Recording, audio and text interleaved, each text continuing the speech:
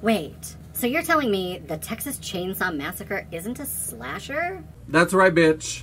It's something even better. Well, I don't know if it's better because it involves cannibalism and incest, but just go with me. We're gonna talk about it. Hello, Champagne Nightmares. Welcome back to my channel, or if you're new here, welcome. I don't know how you found me, but I hope you'll stick around. Hit that subscribe button down below. Join the family. We have a good time here. And my name is Janessa, and I am North Dakota's trash queen of glam, geek, and gore. And today we're going to talk about a little bit of an exploration of some of the subgenres of horror. Every time I mention the big three slasher franchises, I always get at least one person who sends me a DM or sends me a comment asking why I don't include Texas Chainsaw Massacre. So this video is your answer. We're going to get into two subgenres of horror that are adjacent to slasher films, but are definitely distinct. So if you're excited about that, then stick around because we're getting into it right now.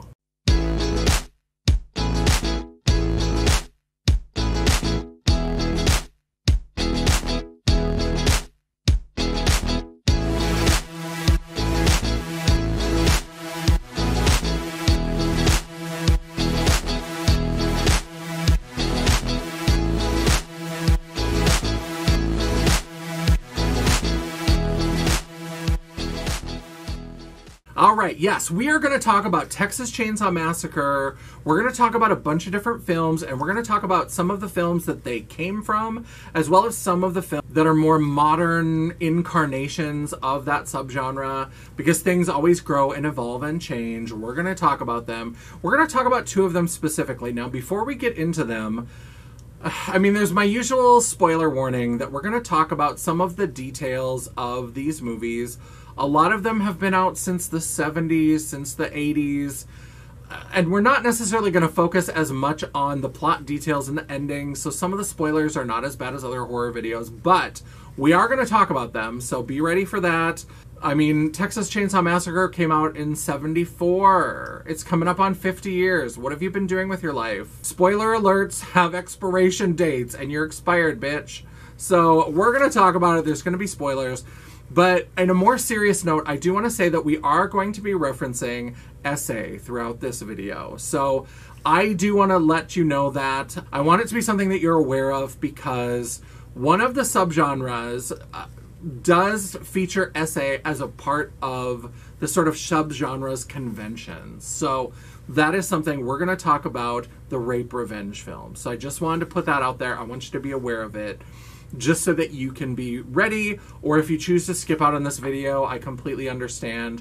I am terrible about remembering to do this when I edit, so I will maybe say this now as a reminder to myself. I'll try to remember to put a timestamp down in the description box, so if you just want to listen to the Texas Chainsaw Massacre, because that's a different subgenre, then you can go ahead and just watch that part and skip out on the essay talk altogether. So just wanted to be fully upfront with you about that because I didn't want that to be a surprise as you go through the video. So there are two subgenres of horror that I want to explore a little bit that often get lumped in with slashers, but they are different, and I think it's actually better to talk about them as different subgenres. And they are the Cannibal Family and rape revenge films. So we're going to talk about them. We're going to talk about kind of the genesis, where they come from, and we're going to get into that. Now, I am Professor Crossdresser. I have a master's in English from the University of North Dakota, and my emphasis was in queer studies, performance studies, and I especially looked at film and gendered portrayals in film. So I've studied a lot. Having a master's degree doesn't make you the be-all and end-all. Take that with however much you want. But just know that I'm not just talking out of my ass. I do have a little bit of time spent studying these things. So I just love to geek out and talk about them. And even though we're doing gore in this video, I feel like geek sometimes gets neglected on this channel. So if I can work in a little bit of that more theory-based stuff, I love to do it. So let's get into it.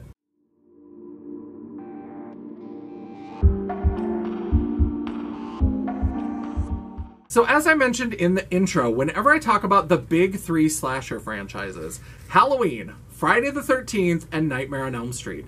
Those are the big three. Those are the three that had the biggest impact. They are the ones that really kind of sequeled into oblivion. And the sequels at the end are really why some people think that they almost killed off the horror genre for a little while. And then Scream comes along to revive it. And that's where we talk about the rules and all that kind of stuff. Now, all of these slasher films, as I've mentioned before, can trace their roots back to Psycho, Alfred Hitchcock's 1960 film Psycho. It's not a slasher in a true sense, but it lays the groundwork. It's kind of the first film, as well as a British film from the same year called Peeping Tom, that kind of lays the groundwork for what the slashers would become. Now, the two subgenres that we're going to talk about also have their own sort of early prototype film, but they're not necessarily taking as much from Psycho as they are from these other films. So let's talk about one that I'm loosely calling the Cannibal Family subgenre. Now, this is not a term I found in any books. I've seen people talk about these kind of films together as a group, but I haven't really seen a sort of agreed upon description of this subgenre. So I call it Cannibal Family. Some people call it like Mutant Family or Incest Family. But I should say that it is distinct from cannibal exploitation films. So like Cannibal Holocaust, Eli Roth's Green Inferno. This is not that. Those are like Western assholes who go into the jungle to like fetishize undeveloped country and look at these people and they end up eating them. That's a whole other thing. They're fun, they're a good time, but that's not this. This is like Cannibal Family, so it's much more about the family dynamics. So the Cannibal Family, the incest family, really kind of traces its roots back to 1972 and the film Deliverance. Yep, that Deliverance. Deliverance is about these men from the city who go to this Appalachian area that's going to be developed, that's going to be taken over, and they want to experience the wilds of the river and this whole masculinity bullshit or whatever. And so they're on this like boat trip and they encounter these kind of locals. There's some suggestion that maybe there's some inbreeding going on. It really is about these people who think that they are better, and they go into somebody else's territory and they learn real quick that you are not on your home turf and you are in trouble. And there's murder, there is some squealing like a pig. I know we said that SA was going to be part of the other description, but it's maybe relevant to this as well. So really, Deliverance is to the Cannibal Family films what Psycho is to the slashers. It's an early film that's not the fully formed Cannibal Family film, but it sets the groundwork. It puts out some of those tropes, some of those ideas where you have the potential incest and the inbreeding, and you see these like family members.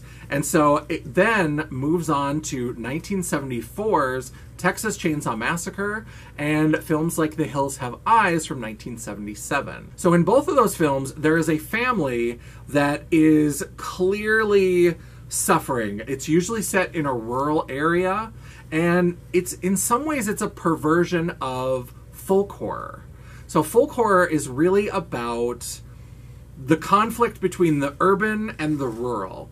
And in folk horror, there's all different kinds of subgenres in there. There's all different kinds of ways that it can play out. Sometimes the rural is shown to be right, and these are like the interlopers. Sometimes civilization is shown to be right, and these are like horrible rituals.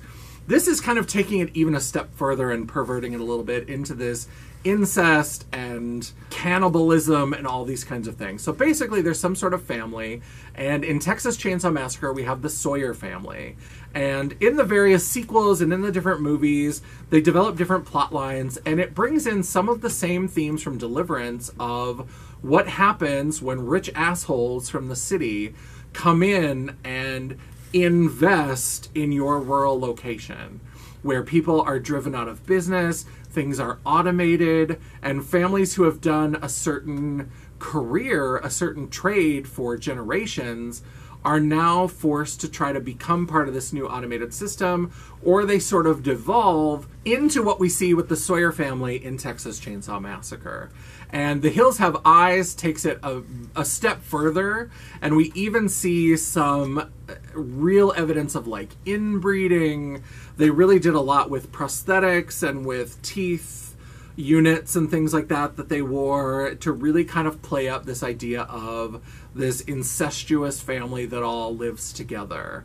And then people from the outside kind of wander through that territory. In Texas Chainsaw Massacre, it's a group of like hippie teenagers, and they're in a van and they're traveling to another place, and they pick up a hitchhiker. And he gets weirder and weirder and eventually like pulls out a knife and threatens them. And that's their first introduction to the Sawyer family. And eventually they meet all of the members of the family, including Grandpa and, most notably, Leatherface.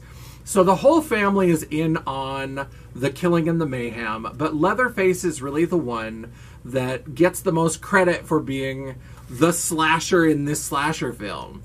But it's much more about the family dynamic. So yes, Leatherface does emerge as this really important character and this really interesting character.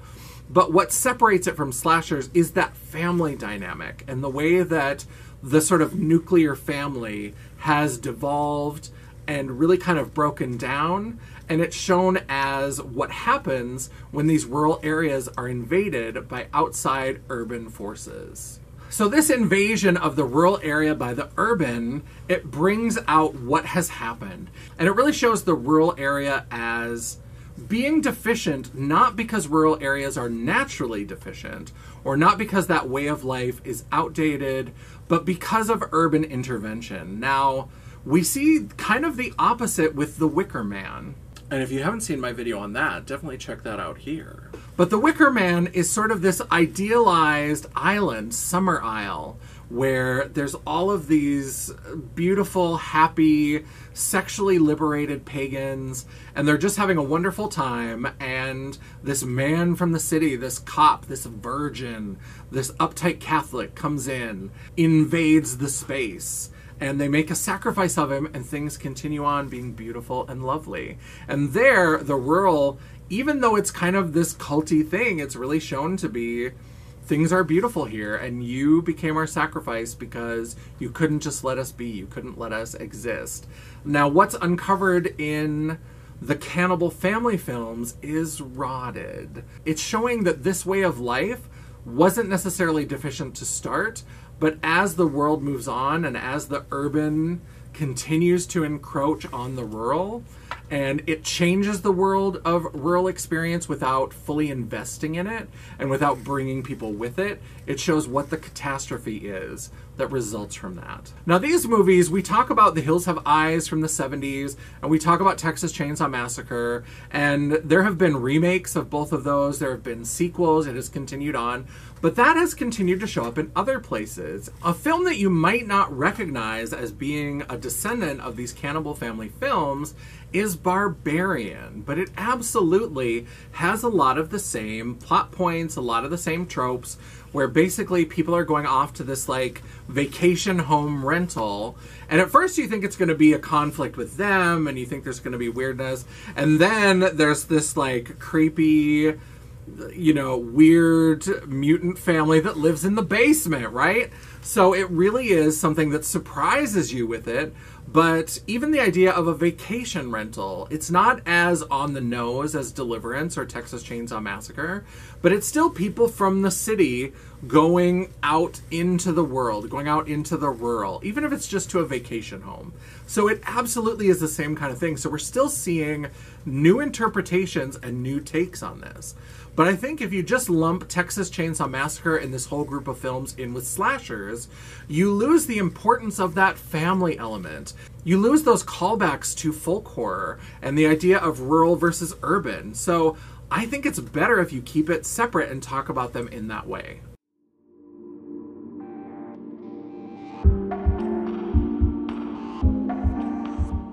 Now, originally I was just going to talk about Texas Chainsaw Massacre, but as I was putting my notes together and as I was researching and looking up different films, I remembered the idea of the rape revenge film. Now, this is one that's much more controversial. These films tend to be very underground. A lot of them, especially the early ones, were banned a lot of different places. You know, they were definitely part of the video nasties, all of that kind of thing. And really, the film that really encapsulates and really kind of becomes the real kicking off point for this subgenre is I Spit on Your Grave from 1978. But again, there's also an earlier film that really kind of speaks to this, and it's actually a Wes Craven film. It's 1972's Last House on the Left. So Last House on the Left is one of Wes Craven's early horror films. I can't remember if it's his first film, but basically it's this young woman who's walking home. She's been out and about somewhere. She's walking home to get back to her family, and she's assaulted by this group. And there's essay that's involved, and she's eventually murdered. They go and find her home, and it becomes a little bit of like a home invasion. So again, these earlier films are not the true like trope and the true subgenre, but it kind of spins out of that. So in this case, then it combines with this kind of home invasion narrative, and it ends up being the father of the family who has to take revenge. Then we get to 1978's I Spit on Your Grave. In I Spit on Your Grave, we really get a sort of encapsulation of what this subgenre is going to be. And in a typical rape revenge film, there's kind of a 50-50 split. And so the first half of the film is us getting to know the female protagonist and getting to know this group of shady folks that are kind of in her vicinity. And then there is the assault. So at some point, they decide to make a move, and she is assaulted by one or more members of this group. And it's usually some sort of gang that are involved in this. Now, it can get really graphic in terms of who's involved and how it's involved. We don't have to get too deep into that. That's not the point. What matters for the story and what matters for the narrative of the film is that there is this assault, and the woman is kind of broken, and we see her really sort of battered, and she usually is close to death, and she crawls home. And then the second half of the film, this is why it's called the rape revenge film, is that then she builds herself back up and takes revenge on her attackers. And what's interesting about this, and what really separates it from the slashers, is that we really get this kind of 50-50 split of the POV of the attackers and then the POV of the female protagonist. And it's really interesting to see the audience investment in these characters, because a lot of people have written these off and say, oh, it's just exploitation. It's just a chance to see a woman in peril. It's a chance to act out, you know, our patriarchy and rape culture and all these kinds of things.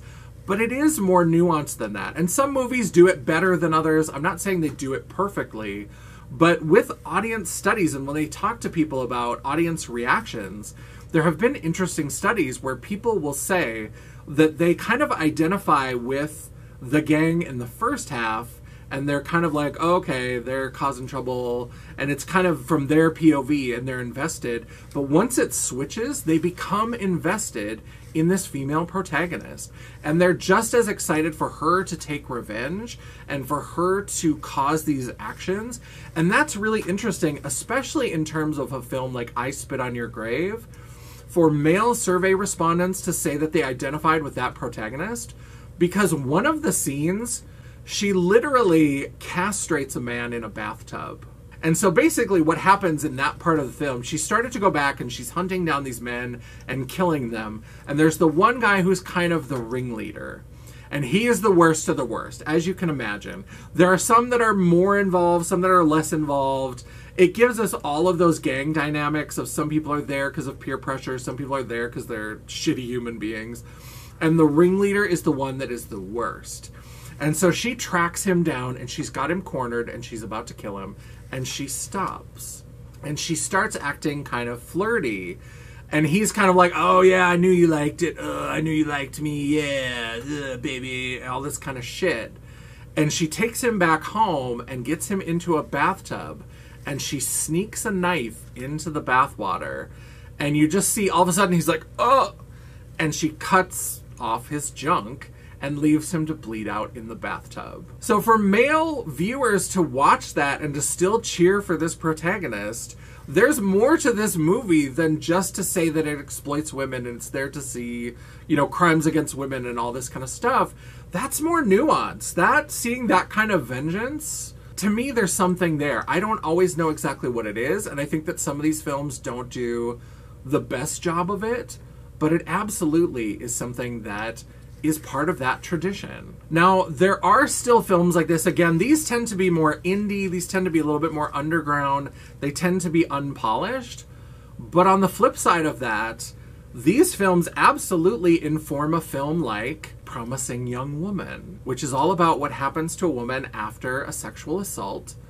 And it's really interesting to see how these films, echoes of them, still end up in not only films today, but Promising Young Woman, I don't remember if it got nominated, but it certainly was some Oscar buzz around it about the quality of it and what it was doing. And the social commentary in that film is fantastic. So echoes of that. Now, there is another movie that I want to talk about that I think is really interesting that I just watched not too long ago with my mom. We like to watch terrible movies. And this is one that I remember seeing in the video store all the time when I was growing up. And for whatever reason, I just never rented it. And I can't imagine if I had, because I never saw any of these films until college, until I started researching and learning more about, like, I Spit on Your Grave and the controversy and all that kind of stuff. And it's a film called Mother's Day. I'm going to put a picture of the box cover art on screen here because I can tell you that I saw this for years in every gas station, every video store that I ever went to. And for whatever reason, it just didn't pull me in like other horror movies, so I never rented it.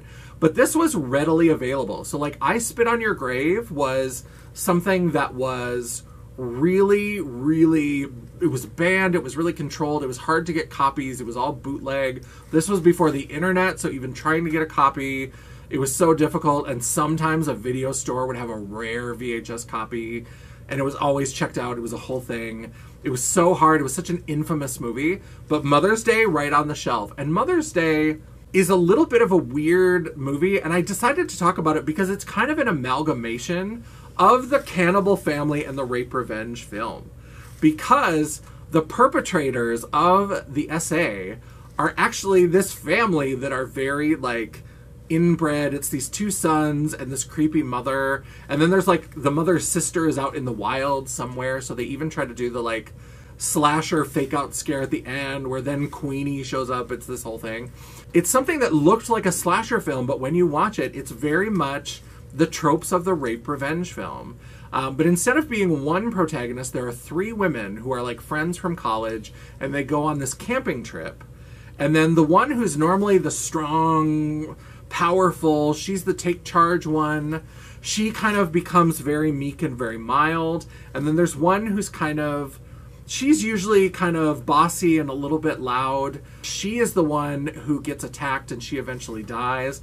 And there's one who's very meek, and it shows her taking care of her invalid mother who verbally abuses her. And she's the one who kind of goes on that journey that we see in these films where she has to build herself up to escape from this family. And they actually go back to honor their friend Jackie, and they kill off the members of the family. So it's this interesting amalgamation. I had never seen it before. I remember that box cover art.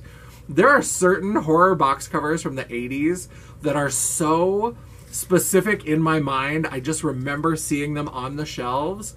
That one, the Sleepaway Camp box, Ghoulies, there's some that they stick in your mind and you immediately know them. And Mother's Day was one of them. And it's kind of an amalgamation of these two films. So why is it important to separate out Cannibal Family and Rape Revenge films from slashers? And I think the reason why is because they lose some of their meaning and they lose some of what's actually in there. I know that these are schlocky horror films, and I know that some people just don't like them and they don't like what they think the horror films say. And I think that when you just kind of lump them in with slashers, it loses some of the nuance that these subgenres give them. So for example, there's still some things that are found in slasher films. So the assumed conservative morality. So if you think about Randy and Scream reading off all the rules of the slasher film of you can't drink, you can't do drugs, you can't have sex. There are people who assume that that means that slasher films have this conservative morality that if you do anything wrong, if you sin in any way, that then you deserve to be murdered. Now that reading, to me, especially as a queer reader, only works if you assume that the killer is justified. That's a video for a whole other day about how, are we justifying these killers? Or is this a problem in our community that the final girl solves? So that's a whole other discussion. But there is certainly some of that kind of conservative assumed morality. You know, the woman in a rape revenge film is often shown as being vain, dismissive, rude to men, a little bit like, oh, I'm better than the people around me. A lot of times she's doing the same thing of like going from the urban to the rural and kind of offends the rural people, and that kind of leads to the events of the film. But it doesn't endorse that, and it also uses them in different ways. Now, I'm not saying that any of that makes it okay, that it justifies the assault. Absolutely it does not. These are not unproblematic stories. These are not unproblematic narratives. But they allow us to explore some of our fears as people, and I think that we can explore it better and with more nuance if we really kind of separate these out and look at them for what they are. In slasher films, the final girl kills the monster, kills the killer. Even if the killer doesn't stay dead, there's always some moment where the final girl triumphs. But sometimes she doesn't even really mean to triumph. She just is in this intense situation and she strikes back. Whereas with something like the rape revenge film, that journey for her is half the film. It's half the narrative. It is absolutely the point. So the final girl triumphing in slasher films is sometimes almost an afterthought, whereas in rape revenge films, it's literally almost half the movie most of the time. And so it's very different than a slasher film. It's not the same as just, you know, Alice at the end of Friday the 13th striking out with that machete against Mrs. Voorhees. What happens in the rape revenge film is much more calculated. And with something like the Cannibal Family films, a lot of times there isn't a triumph. A lot of times the family remains, and if somebody escapes, they escape in a much different condition than they came in. If you think about Sally at the end of Texas Chainsaw Massacre, where Leatherface is holding up the chainsaw and chasing after the truck that she's gotten in the back, she can't even make words. She's just like screaming and frantic.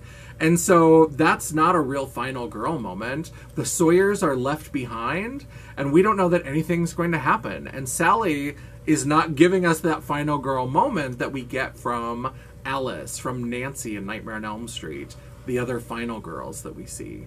So it's different. The Cannibal family, the mutant family, survives and continues. And that's why the sequels, it's much easier to explain a sequel in those films because there usually is no triumph. There's always that family unit somewhat intact at the end of the film. So I think that calling films like Texas Chainsaw Massacre or I Spit on Your Grave slasher films, it's reductive, and it doesn't actually let them be as nuanced as they are. It doesn't let them be the full experience that they are, and it doesn't give them the moment to really explore their stories. And again, you can have whatever feelings you want. I'm not trying to tell you that you can't feel whatever type of way about either of these subgenres.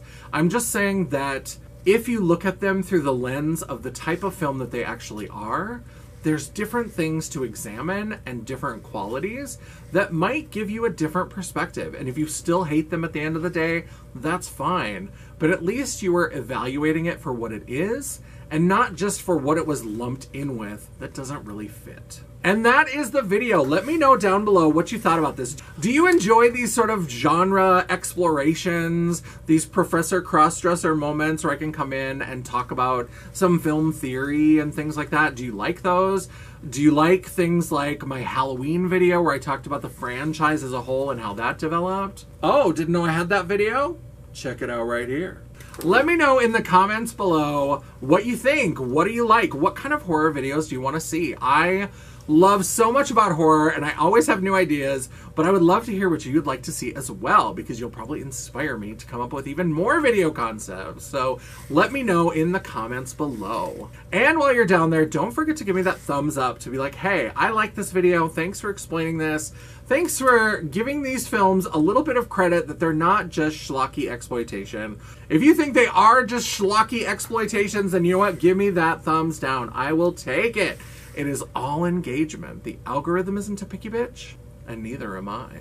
And while you're down there, don't forget to subscribe. Hit that subscribe button and hit the bell icon so you'll be notified of all future uploads. I try really hard to make sure I have at least one upload a week, and sometimes, if you're very lucky, you might even get a bonus video. Ooh, incestatastic. If you'd like to chat, banter, or commiserate between uploads, all of my social media will be linked down in the description box below, including a link to my website, The World of Champagne, at JanessaJ.com. Thank you so much for watching. I love and appreciate all of you. I love especially my horror people. I love to do beauty content. I love to do all of that, but when I really get to play around in horror and talk about horror movies, that's one of my happy places. So thanks for being along for the ride. And until I see you again, bye. Hello, Champagne Dreamers. Welcome back to my channel. Nope. Halloween. Nightmare on Elm. Nope. We're blinking battery, 7 minutes. Oh no. They don't understand what's happening in Texas Chainsaw Massacre. It's a group of hitchhikers. Nope. And a film that you might not immediately recognize, but that is definitely a sort of, you know, not a progenitor, but a descendant. Do you enjoy these sort of genre dumps? Do you enjoy, I don't know, dump, I don't know if I like that word. Your wig is off center. I'm sorry. Oh. I'm sorry. I just saw your little V and I was like, no, uh-oh.